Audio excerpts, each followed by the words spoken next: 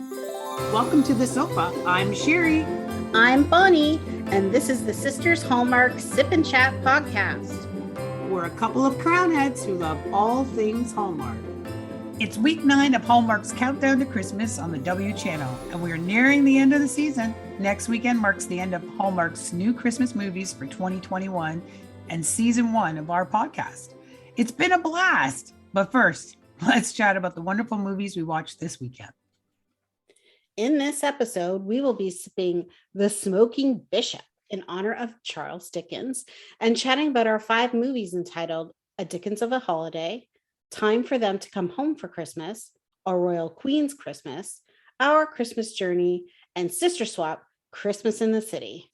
Movie number 1, A Dickens of a Holiday, starring Brooke Dorsey as Cassie and Christopher Polaha as Jake.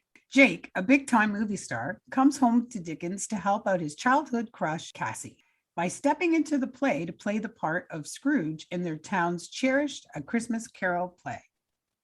All right, well, let's see how this movie rated on our SOFA rating system. But first, a quick explanation. Our custom SOFA rating system includes a list of 20 Hallmark tropes that will determine how Hallmark is this movie. You can download the list from our website, sistersipandchat.ca. This movie earned a very respectable 17 out of 20 sofas. Let's break down each rating category. Star returns home. Cassie came home to Dickens from New York City, and Jake comes back from Hollywood. Set up by family members. Jake's nephew asks Father Christmas, being played by Jake, if he can grant his wish for his uncle and his father to spend time together again over the holidays. In hotel, Jake stays at the Dickens Inn. Star gives up current career. Cassie moves into full-time directing, and Jake gets a part in the drama movie production he's been hoping to get. Multiple love stories. Romantic, Cassie and Jake. Brotherly, Jake and his brother Craig. Small town. This takes place in the small town of Dickens, Ohio. Object-focused, the Christmas Carol play. Clash of classes. Cassie razzes Jake about his Devo superstar ways. Gets back with childhood sweetheart. Cassie and Jake grew up together in Dickens, and he had a crush on her. Enemies to lovers. Jake and Cassie have some tension about which is more challenging, acting versus directing. It doesn't take long for them to become flirty, though. Helps a family member, friend in need. Jake comes home to Dickens to play Scrooge in the play to help Cassie out when the lead gets laryngitis. Town celebration. 100th annual Dickens Days, where the town is transformed to Victorian London. Father Christmas visits. There's gingerbread house contest, candlelight caroling on Main Street, Dickens Day of Giving, and the Christmas Carol play on Christmas Eve. Amazing. And of course, the charitable event was the Dickens Day of Giving.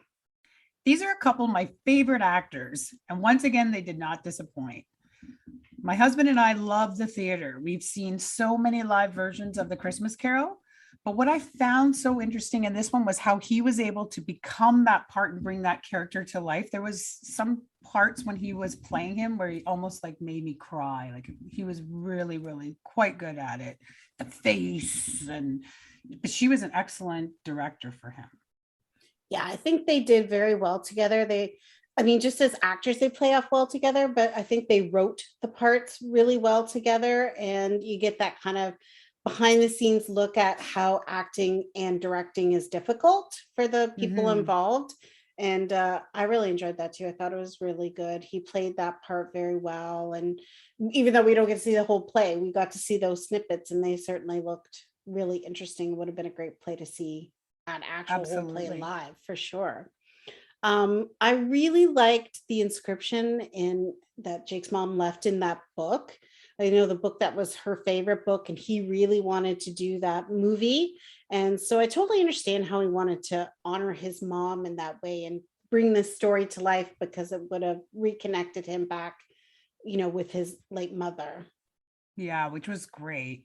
I liked how his character was showing that he had to fight so hard to become someone famous, because when he was young, he wasn't even noticed. And one of the reasons that they were having some tension was she rejected his invitation to the dance, yet she didn't even remember that they were in some classes together. So here he is, this big time star, and this girl didn't even know he existed really at one point in time in his life. So that was interesting. I mean, in a way that becomes people's spark to do what they end up doing in their life. And plus, you Hmm. can't really control what people notice and don't notice, but obviously it worked out for them in the end for sure. Um, Absolutely.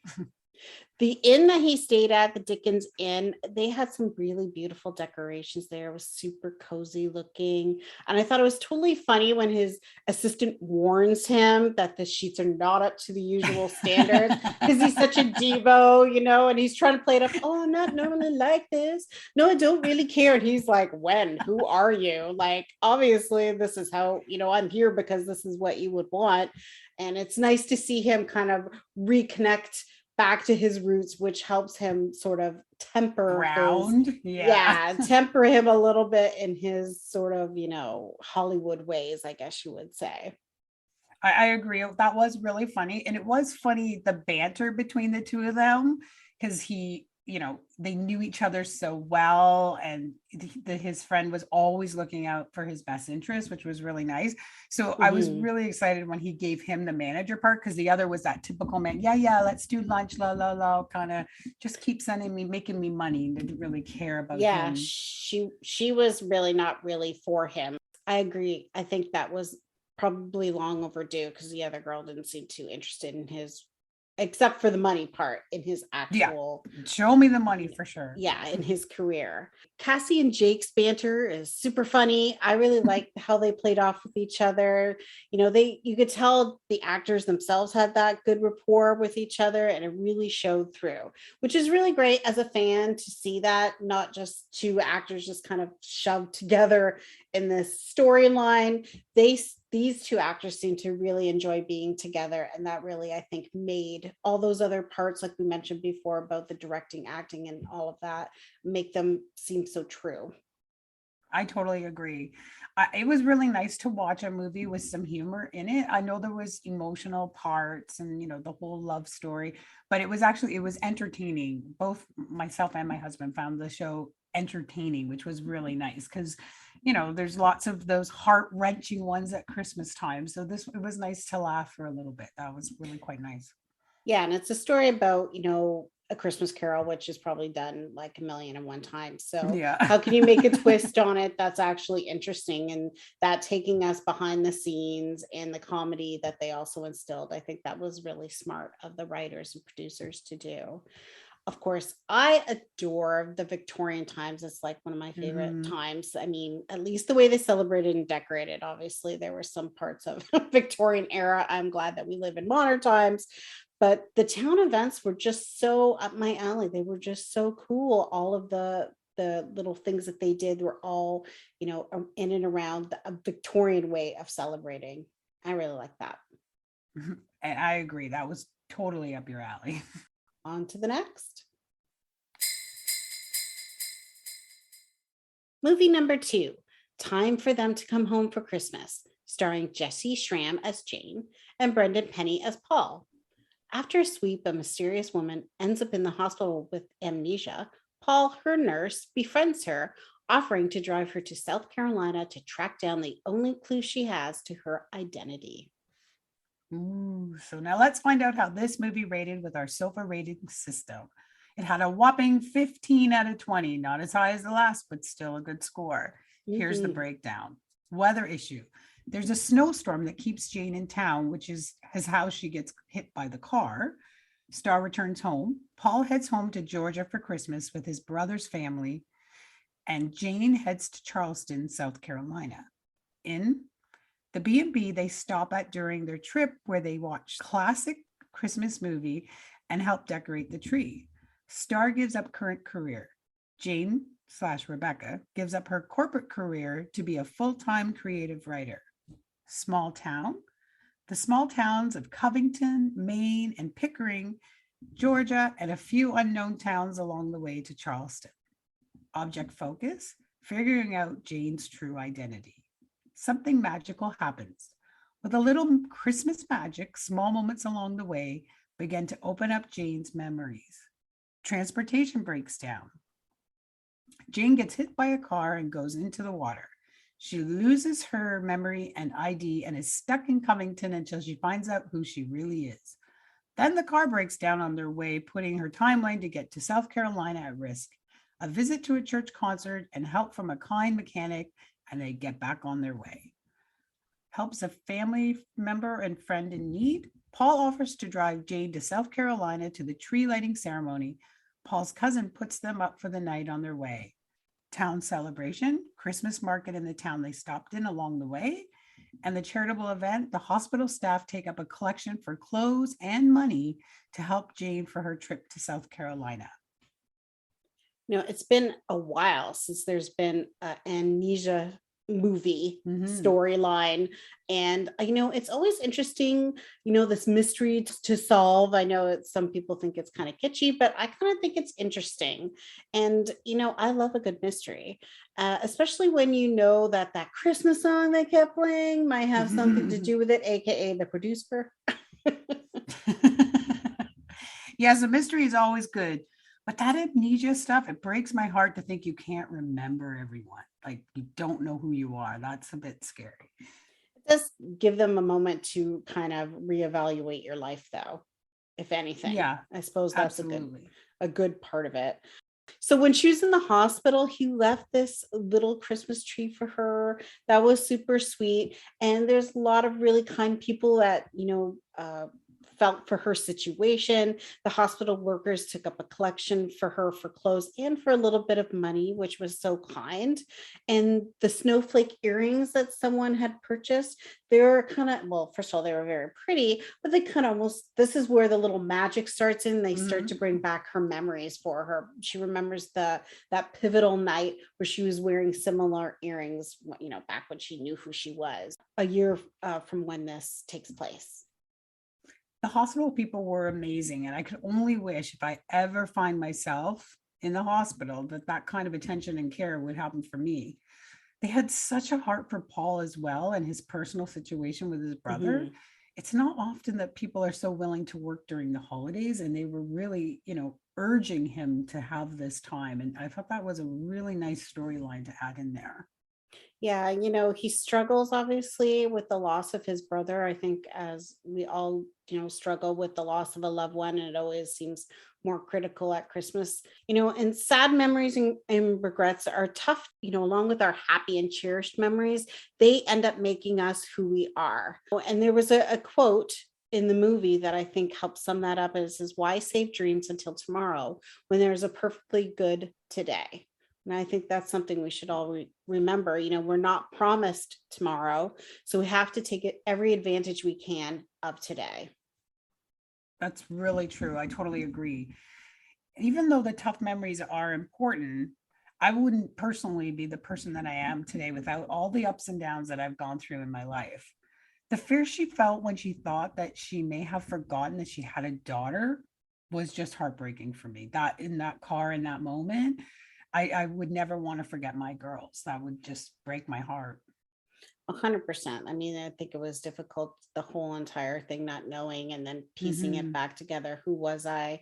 Who did I, remember? Who did I forget? Like, was she married? Did she have a kid? She just briefly Was she remembered. running from the law? Yeah, exactly. She just knew this Mark, she had to meet him. What was she meeting him up for? She didn't know. But this movie was full of lots of little Christmas magic special moments. One of the things that I really enjoyed is there was a little guest star appearance by Allison Sweeney when they find a lost dog. It was her family dog in the movie. And I just love these all crossover drop-ins that are happening with the Hallmark stars this season. It's making it just a little bit more special to watch all these movies. And of course, that becomes this moment again where she suddenly remembers her name. I agree. We've had many cameos this season. I'm starting to count them. I can think of 3 right off the top of my head. And it just adds another element to the whole storyline and how that Hallmark family feel of those actors. Now that's very nice.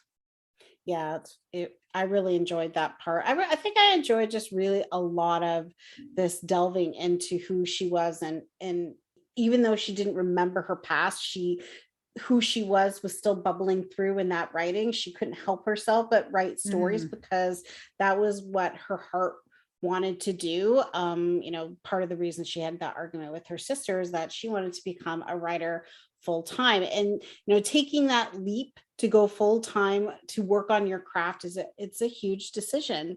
And I know Mhm. firsthand how important it is to have the support of the people that love you. I only write part time, but even that is such a blessing to have the support of my family around me to continue to do that. You just never can take the ones you love for granted. Agreed. Just so you know, Bonnie, we are all so proud of your writing career, and we believe you could do so much more with it if you can ever find the time to do so. Well, you have to make the time. You have to get your butt in chair. But yes, for sure, doing all the things like the podcast that we do, all of these things are so special, and they help, build on the craft that I'm trying to work on. So I appreciate that. Just one last thing about this movie that I really appreciated and wanted to point out was that I really was glad they made Paul a nurse and not a doctor. I don't think nurses get the respect that they deserve and for all the hard work that they actually do to help patients heal. It's always the doctors coming in and saving the day. I really appreciated that they chose for him to be a nurse. That was just excellent for me. Absolutely, because they are the people that are there front line with you every day, taking care of you. Yeah, I did find that when our mom was in the hospital, the nurses were the greatest source of information for us, as opposed to the doctors who do know the big stuff, but they don't know all the stuff because they're only popping in and out. So that was a very good point. Yes, we should respect our nurses because they do a great job taking care of us. Shout out. Movie number 3, A Royal Queen's Christmas, starring Megan Park as Dee Dee and Julian Morris as Colin. When Dee Dee's dad is injured, she needs to find a new piano player for the big children's Christmas show. She runs into his replacement, literally. But little does she know the handsome man behind the keys is a royal prince. Yes, drama, drama. Okay, so let's find out how this movie rates on our SOFA rating system. And it earned an excellent score of 18 out of 20 SOFAs. It is very hallmark. Okay, so let's see what the breakdown is. Weather issue. Snowstorm blocks the roads, and Colin will have to stay with Dee Dee's family for the night. Star returns home. Dee Dee has returned to Queens from her tour of duty. Royals. Colin is the Royal Prince of Exeter.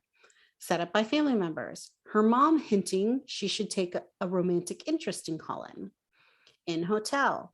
The hotel where Dee Dee and Colin first met, and she heard him play the piano. Star gives up current career. Dee Dee starts an art program at the school. Multiple love stories. Dee Dee and Colin and Duchess Adriana. Object focus. The Christmas concert. Military. Dee Dee is ex-military. Clash of classes. Wealthy royal boy versus small community girl from Queens. Enemies to lovers. Colin ruins the pastries Dee Dee was bringing to the hotel. They get closer during the choir rehearsals. Helps a family member friend in need. Colin helps Dee Dee by playing piano for the choir. Town celebration. Snowman making competition, Secret Santa, block party, and the wishing tree. And the bonus for the charity or charitable event was the Christmas contest fundraiser for Kids Choir and the Children's Charity Ball. Well, as you know, Bonnie, I'm a sucker for a royal movie. However, this was not my favorite, but it was still very, very cute. It may be that they only showed them from being in Queens and never at the castle. And that's kind of my thing. I like to see that whole royal lifestyle and the whole inside of the castle and how the royals live. But other than that, it was still a cute movie. Yeah, I mean, really, he was royalty, but he also could have just been from any sort of wealthy family. Part of the Mhm. royalty ones that I think those royal movies is the seeing whatever country they're actually from. At some point, Mhm. they go visit the country, and we get to see, like you say, the castle and the lifestyle. in that royal palace, so whatever kind of palace it ends up being. And yeah, so we didn't quite get that. It was very American. Sorry, they were just staying at a hotel. It was a lovely hotel, but you're right, it wasn't as royal as I think we would have enjoyed. However, we did get to see beautiful Italian Christmas, full of family and food, which is so much fun. I love how close their family is. It was great to see the community itself, of course, building each other up, celebrating with each other. And it's, the small town feel in this very big city of New York. True. Well, personally, I think it's never good to pretend you're someone that you're not. Even though this ended up working out in the end, a relationship that starts with a lie is starting on a foundation of sand. And I have a hard time with those storylines when people are lying, but Yeah, I think his omission to not just explain who he was. I mean, obviously, we understand that, he was just, this always happens with not just royals, but famous people. They don't want to tell you that they're famous and somehow trick you. But in the end, I think he still was trying to be who he was. I don't think he was saying his name is Bill. I mean, yes, he faked the last name because he doesn't have one, but he still said, I'm Colin. He played the piano. You know what I mean? He didn't pretend to be like a steel worker or something. Like, he did admit he was from a wealthy family and had responsibilities with his wealthy that's family. true. He did So, do that because he had to explain that guy that was doing all this yeah, stuff. exactly. Right. And I think he did try to be expressive about who he was without having to deal with the, oh, now I'm royal, so you're going to see me differently. Though I agree with you, I don't think it's ever a good idea not to just be honest about who you are. I did enjoy the whole piano ornament that they shared. So she had one from her nonna, and he had one from his grandfather. And just the fact that they both got the exact same ornament from their grandfathers, how important it was to them. You could see where that support from his grandfather was so important to him, because he didn't feel as connected with his parents, or at least not as listened to from his parents. So I really like that part of it. Which was very interesting that he's traveling around the world, but brings an ornament with him where he goes. Yes. He said he couldn't play without it. So that was interesting. And he so just obviously it was more than a Christmas ornament to him. It was, a significant item. Keepsake. Yeah, for sure. The children's choir was beautiful. Yes, it was. Totally. They did a good job, I think. I mean, it was 2 minutes for all of that. It was like a 2-minute song, and that was it. Everybody comes and it's one song. It didn't seem like it lasted very long, but I'm sure that was just, movie making. Yeah. So, the concert was good. The kids were cute. It was sweet. Piano playing, he did a very good, well, he didn't probably really do it, but whoever was playing was very fun and lively, and I did enjoy that part. Movie number 4, Our Christmas Journey, starring Holly Robinson Peete as Lena, Lyric Bent as Rick, and Nick Sanchez as Marcus.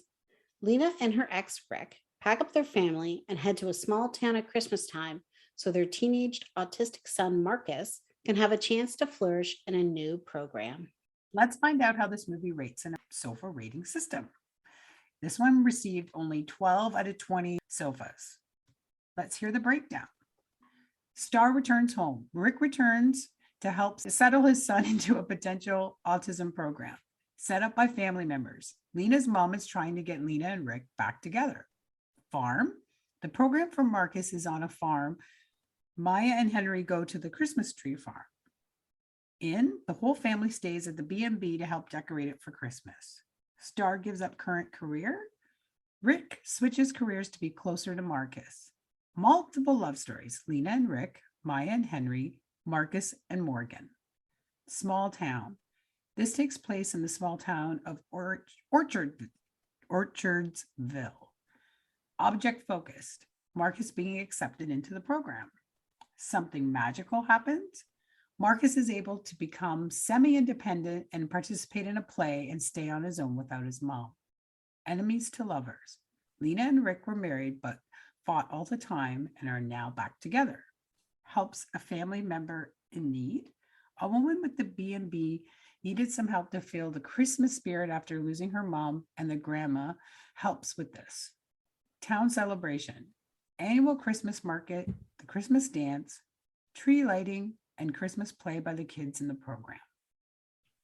I can imagine it is already difficult to be a parent, just as it is, but it must be even more so with a special needs child, especially if you have to co parent. So it was really Mhm. nice to see the mom and dad in this movie do their best to get along and make the best of it, of this situation, for their son and ultimately for themselves and the rest of the family. Yeah, I agree. Autism is very near and dear to my heart, as I personally have taught individuals on the spectrum for 5 years and still work in the field now, just in a different capacity. I've seen how parents find it so hard to let go because their children have been so dependent on them for their whole lives. This is a deeper connection than just mom's knows best. Like, this is, this person inside out, there completely, every moment of every waking day, what to do. So I know that leaving him was so hard, and I really think she did a wonderful job of portraying how other parents in the same situation would feel. I agree with you. I think that how it was acted and how it was written was very good. And I Mhm. enjoyed the fact that there was the whole family, all three generations. Her mom, Nana, came, and of course the her ex came for Christmas too. They all were staying at the same B&B. And the Nana, she was just a spitfire. I loved her. She brought an Yeah. entire suitcase of ornaments, which she called her essentials.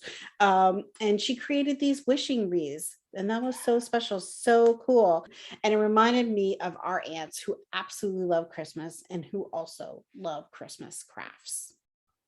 Yeah, I really enjoyed the wreath making. And in fact, that they use something special and specific for the person they made the wreath for. I love that. And I may actually add this tradition into next year's plan for us. However, when I was working with the autistic individuals, they made beautiful wreaths every year to sell to help the program costs. And I still have mine. I still Which put is them so out. This special. particular year, it's not out, but because I don't have the one room done. But yeah, I love the fact that they recognize that a lot of people say autistic is a disability, but they have so many abilities. Yes. So I really love that they were able to highlight that in this movie. hmm I agree with what you said earlier. It must be tough for a mom who is so involved in her son's life to be forced to step back and let other people step in to help. But Mhm. it's so important for kids to feel they are safe and secure in their learning environment. And they did a really good job of showing an environment where that would be true. It really was, and how they had so many friends, and I loved that whole piece. I wish I could actually go and see that in person, that particular place, because that was something hmm very dear to me. It was sweet to see that the dad recognized that just making money for the family just wasn't as important as being there. So in the end, he made the right decision to change jobs. That was really nice. For sure. And I think maybe that star poster he made, the star for a star he made for Hmm. Morgan, was such a thoughtful, kind thing to do for someone. And I'm hoping, in my head, that was what sparked him to move to get that job instead of the one that was obviously driving him crazy. The Yeah. one back in Chicago where he never had a moment's peace or could enjoy his family. So I enjoyed that part two. There was lots of little family moments, not just this family, obviously, but the innkeeper Beth and her son Henry. She had lost her mom the Christmas before, so she didn't want to decorate for Christmas. Hmm. And then, her son brings out her mom's star after, the other family helps them decorate and gets them all inspired again. And that was a very bittersweet moment. She wanted to put it up, but it's very sad. And then, of course, I saw the star and I'm like, I have that star. That is the star that is on my Christmas tree that I'm looking right now. And it is a very pretty star. So good on them for putting the star up because it was very pretty. And I just had a couple of quotes that I pulled from this movie from the Nana, the wise one in this movie, that I think are stand out for me. And first is at Christmas time, everyone is family, which I think is so true. Mhm. And Absolutely. also, the ones we love never really leave us as long as we keep them in our hearts. Just excellent pieces of wisdom. Thank you, Nana. Movie number 5, Sister Swap, Christmas in the City, starring Ashley Williams as Meg, Kimberly Williams Paisley as Jennifer, Keith Robinson as Joe, and Kevin Nealon as Uncle Dave. In this installment of Sister Swap, Meg is in Salt Lake City working at her sister's restaurant with handsome manager Joe to prepare for the Christmas competition and support the food bank. They get off to a rocky start and have some issues along the way, but in the end, both sisters' stories come together with the true spirit of Christmas and the love of family prevailing. They sure do. Okay, so let's find out how this movie rated on our SOFA rating system. And it earned a very good score of 15 out of 20 SOFAs. So let's break that down. Weather issue. A big snowstorm hits Salt Lake City, and the magazine cancels the restaurant contest. Star returns home. Meg comes back to Hazleton in time for the last show at the Madison. Farm. Christmas tree farm where they make wreaths and get their trees for the party. Star gives up current career. Meg gives up working with her parents in Hazleton to work with her sister at the restaurant. Joe leaves the restaurant to work full-time at the food bank. Multiple love stories. Meg and Joe, Alex and Martin, the tapas guy. Small town. Starts and ends in the small town of Hazleton, Utah. Object focus. The restaurant contest for charity. Enemies to lovers. Joe and Meg are super awkward together in the beginning. She has a habit of stepping on his toes. Eventually, they get in sync. Helps a family member, friend in need. Meg helps the staff at her sister's restaurant throw the contest party. She also helps Frank and his daughter reconnect. Town celebration. Christmas market in Salt Lake City, the restaurant contest, and ice skating. And the bonus for the charity or charitable event is volunteering at the food bank, the angel tree, and Frank's financial support of the food bank. Well, this was a really different take on how they've done movies in the past. At first, I was not fond of how this was done, but it totally grew on me as I started to see how this was happening and how the background of last week's was fitting into the episode. So it took a minute, but then it was like, oh, that makes sense because we remember the parts that she said the week before. However, I get the sister swap as two separate worlds, but I would really love to see a movie of them together the whole time. I agree, but I also think it was pretty super cool to kind of see the other side of the story. So Mhm. we get the other sister swap part. So this is how we're getting the two sides of the story. And I know in other Hallmark ones where we've seen it all in one movie where they show, what's happening to the one and what's happening to the other, and they kind of do it more side by side.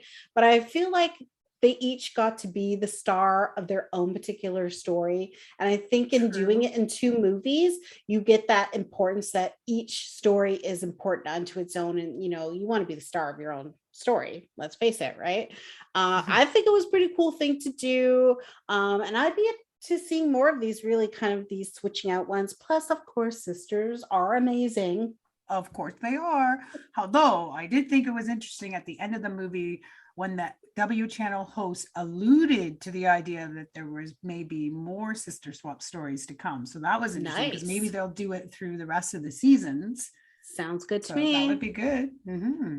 I also enjoyed Meg's special relationship with her uncle. I know we got to see that a little bit in the first part, but we saw it a lot more. He had a bigger part to play in this movie of just Mm-hmm. how he affected her influence. He was such a good influencer in her life. And of course, that meant that she really missed him. They seemed like they were almost kindred spirits of a sort. And the Christmas tree with the movie decorations, was just perfect in the Madison. I really enjoyed that. I've never seen a Christmas tree with all the little movie clappers and all that. That was really cute. It was a nice It was memory. really good. The tree decorations for that location were awesome. I really Mhm. loved that. That was, and it was sweet that she made the decision to do that out of that honoring again, like we talked about before, Mhm. of her uncle. So that was really good. Yeah, and we got a second look at that amazing Mm, poinsettia installation in Salt Lake City. And it was just even more stunning to see it this time around. I think we actually got a lot better view of it. And then yeah. they combined, in the end, combined all the restaurants together in this big, huge party at that installation. I guess it's in some hotel there in Salt Lake City. And I thought it was a great way to end off those two stories. Yeah, everybody wins a little bit. Everyone got to have, a little something. And I really like the fact that this time they did more in the location, like you said, and Mhm. it inspired her to order more poinsettias from being at that Yes. location. So that was really cool. So again, I know I said it last week, but I still would love to see that in person. Me too. I would love it. I also really liked that they chose a modern house for her sister's house. They usually choose a traditional house with Mhm. which I love. I love the whole house with a porch and the whole thing. But I also love modern homes with these, big bright windows. Though I think I would have needed a little bit more window coverings. I mean, you can see everything through the front window, which is And great I if you're can't say peeking. anything because my house goes straight from the front window all the way to the dining room. And I only have window like treatments on Yeah, the that's sides. true. You Mine's don't have wide open. You can't see into the family room because it's on the other side of the home. But yeah, you can see straight through. We have nothing to hide. But it does force you to keep that side of the house clean at all times because everyone Yeah, can see sure, it. for sure. That's a very good point. However, in that home that I agree. I mean, I do love a modern home, but I love the kitchen. The kitchen was done quite Mhm. nicely. They did a really nice job of it's not an island. What do you call that when it comes out The in the peninsula. L shape? The peninsula. Yeah, they did a great job with that. Really nice finishes in that room. But I love the part where she calls and they're throwing the phone at you. I'm not answering. You answer. Yeah. I'm not answering. Yeah, it was Again, very cute. because I do find on her side much more comedic. She's very, Yes. she's very good with the comedy. So again, it was another episode where we got to watch a second movie this weekend that had some real good comedic background to it. So I really like that. I really enjoy her. Yeah, for sure. The banter was great. Yes. Mhm. And that restaurant, when they visited the restaurant in the barn, oh my gosh, Mm. wow. I have been to a restaurant similar to that, but that one was really stunning. I absolutely loved it. So charming. And of course, Sherry, another carriage ride. I hope someday. Hey, Christmas isn't over yet. That's right. This episode was brought to you by Hamish Community Services, opening doors by taking the dis out of disabilities. You can find out more information at hamish.ca. Well, fellow crown heads, we've come to the end of today's chat. You can find all our episodes on your favorite podcast network. And on our website, sistersipandchat.ca. Subscribe and never miss a chat session. Thanks for listening. Join us next time. And we'll save you a seat on the sofa.